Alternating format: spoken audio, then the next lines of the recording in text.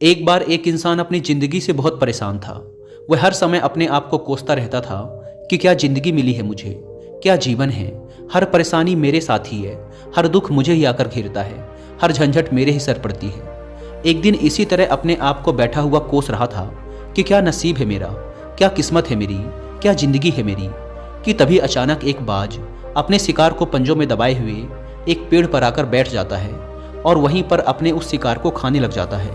यह परेशान आदमी जब उस बाज को देखता है तो कहने लगता है कि क्या जिंदगी है इसकी, क्या जीवन जी रहा है मजे का।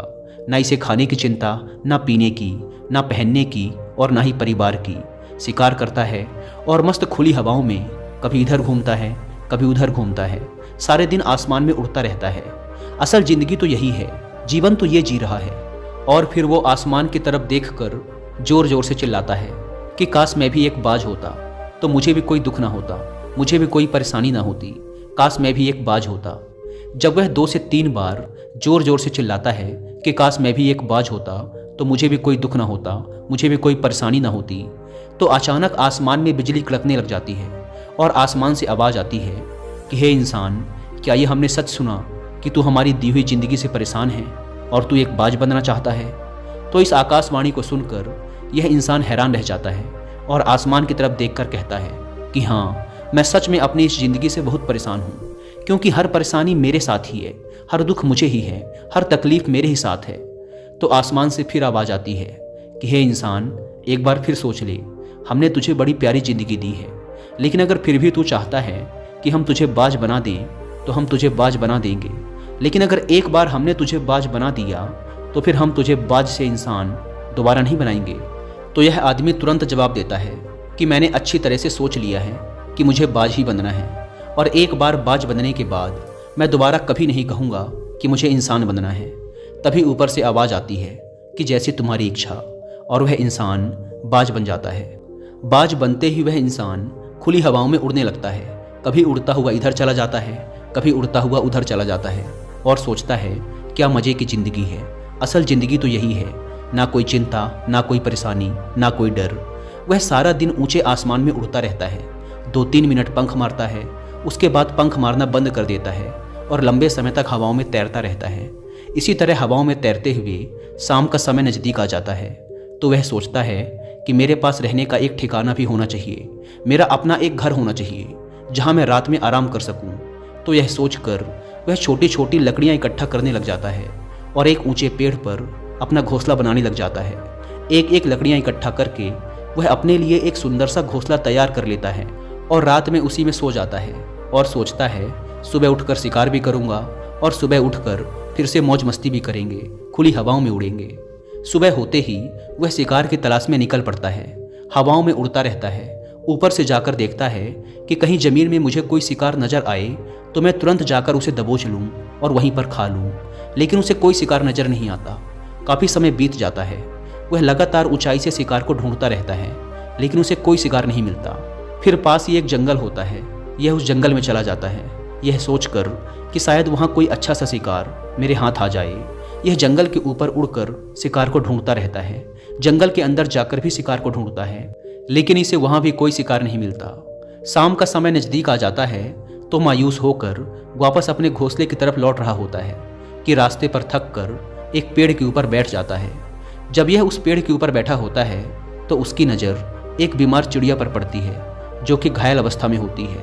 यह तुरंत जाकर उसे दबोच लेता है, उसके पंख निकालकर अलग कर देता है और उसे खा जाता है। उस चिड़िया को खाने के बाद वह अपने घोंसले की तरफ उड़ जाता है और रास्ते में सोचता है कि चलो बीमार चिड़िया ही सही, लेकिन कुछ तो खाने को मिला।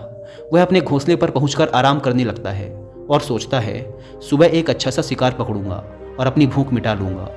जैसे ही सुबह का प्रकाश होता है यह निकल पड़ता है अपने शिकार की तलाश में। हवा में उड़ता रहता है, लेकिन आज फिर कोई शिकार इसके हाथ नहीं आता। काफ़ी समय बीत जाता है, यह ऊंचाइयों पर जाकर अपनी तेज नज़रों से शिकार को ढूंढने की पूरी कोशिश करता है, लेकिन इसे कोई भी शिकार नज़र नहीं आता। फिर यह पास के उस जंगल की तरफ चला जाता है, लेकिन इसे वहाँ भी कोई शिकार नहीं मिलता। इसी प्रकार पूरे दिन उड़ते उड़ते शाम का समय नज़दीक आ जाता है तो यह निराश होकर वापस लौटने लगता है और रास्ते में एक पेड़ पर आकर बैठ जाता है। सोचता है शायद आज फिर कोई बीमार चिड़िया मेरा इंतजार कर रही हो। लेकिन हर बार किस्मत मेहरबान थोड़ी होती है।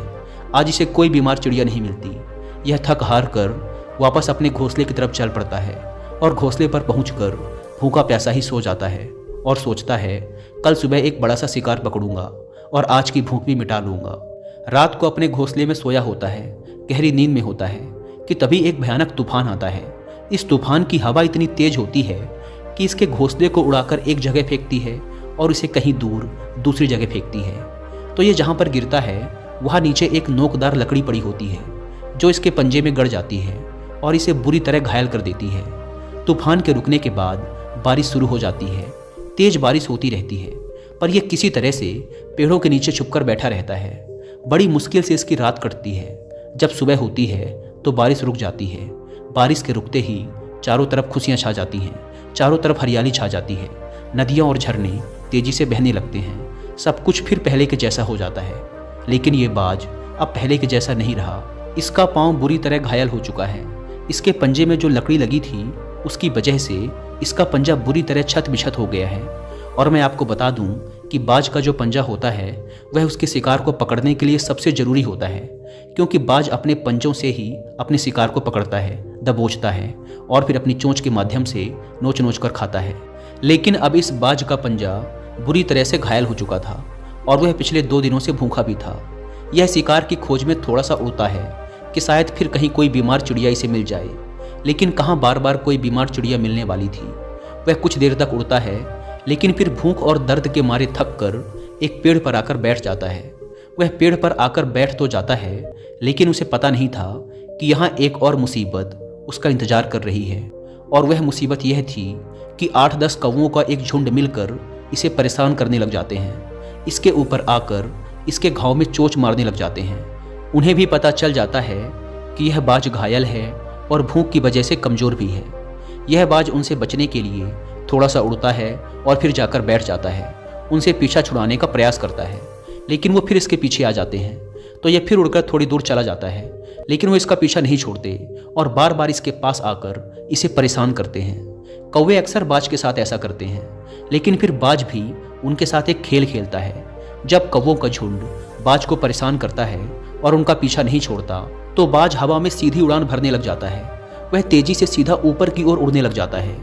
कौवे भी उसके पीछे उड़ते हैं लेकिन कुछ देर तक उड़ने के बाद कौवे ऐसी ऊंचाई पर पहुंच जाते हैं जहां पर उन्हें ठीक से ऑक्सीजन मिलनी बंद हो जाती है। उनका दम घुटने लग जाता है, उनकी सांस रुकने लग जाती है। तो फिर वो वहां से ऊपर नहीं जा पाते। पर क्योंकि बाज तो बादलों से भी ऊपर उड़ सकता है इसीलिए वो तो ऊपर चला जाता है लेकिन कौवे वहां से ऊपर नहीं जा पाते और वो नीचे आने लगते हैं। तो इस तरीके से बाज उनसे अपना पीछा छुड़ा लेता है। लेकिन ऐसा करने के लिए, इतनी ऊंची उड़ान भरने के लिए इस बाज के पास उतनी ताकत नहीं थी, क्योंकि ये भूखा भी था और घायल भी था। तो ये उड़ता और थोड़ी सी दूर जाकर बैठ जाता और कौवे फिर आकर इसे परेशान करने लग जाते। इसी तरह भूख और घायल हालत में एक दिन गुजर जाता है, दूसरा दिन गुजर जाता है, तीसरा दिन गुजर जाता है। लेकिन इस बाज की हालत में कोई सुधार नहीं हो रहा था। वह बद से बदतर होती जा रही थी। चौथे दिन जब ये बिल्कुल खत्म होने पर आ जाता है, इसके अंदर बिल्कुल ताकत नहीं बचती और इसका शरीर इसका साथ छोड़ने लगता है। तो यह किसी तरीके से उड़कर पास ही इंसानों की एक हॉस्पिटल होती है उसकी छत पर आकर बैठ जाता है और वहाँ से आने जाने वाले मरीजों को देखता है और अपने आप से कहता है कि काश आज मैं एक इंसान होता तो ऐसे छोटे मोटे जख्मों का हॉस्पिटल से इलाज करवा लेता या किसी को बता देता कि मैं भूखा हूँ, परेशान हूँ, मेरे साथ ये परेशानी है। लेकिन आज मैं एक ऐसा बेजुबान परिंदा हूँ जो किसी से कुछ नहीं कह सकता, किसी को अपना दुख नहीं बता सकता, किसी से कोई मदद नहीं मांग सकता। यही बात सोचकर वह उसी छत पे अपना दम तोड़ देता है। वह अपनी जान की कुर्बानी तो दे जाता है लेकिन साथ ही साथ हमें यह सीख भी दे जाता है कि आपको जैसा बनाया गया है, आप जैसे भी हो उसी में खुश रहो और उसी में बेहतर करने की कोशिश करते रहो, ना कि इस बात से परेशान रहो कि काश मैं ऐसा होता, काश मैं वैसा होता, काश मैं ये बन जाऊं। आपको जैसा भी बनाया गया है आप उसी में अपना सर्वश्रेष्ठ करने का प्रयास करते रहो। दोस्तों, ये कहानी तो काल्पनिक है लेकिन हमें जीवन का एक बहुत ही महत्वपूर्ण नियम सिखाकर जाती है कि हम जैसे भी हैं अच्छे हैं, बस हमें उसी में अपना सर्वश्रेष्ठ करने का प्रयास करते रहना चाहिए। धन्यवाद।